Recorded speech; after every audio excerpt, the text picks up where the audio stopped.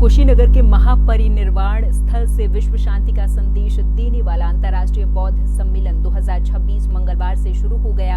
31 मार्च से 2 अप्रैल तक चलने वाले इस 3 दिवसीय आयोजन में देश और विदेश से आए बौद्ध भिक्षु, संत, विद्वान, नीति निर्माता और युवा एक मंच पर जुटे हुए हैं।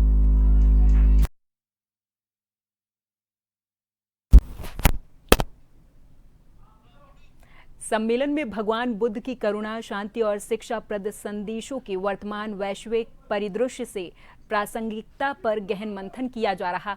उत्तर प्रदेश के पर्यटन और संस्कृति मंत्री जयवीर सिंह ने कहा कि वर्तमान समय में जब दुनिया के अनेक हिस्सों में संघर्ष और अनिश्चितता का माहौल है, ऐसे समय में भगवान बुद्ध के जीवन संदेश सकारात्मक मार्ग प्रशस्त करते हैं।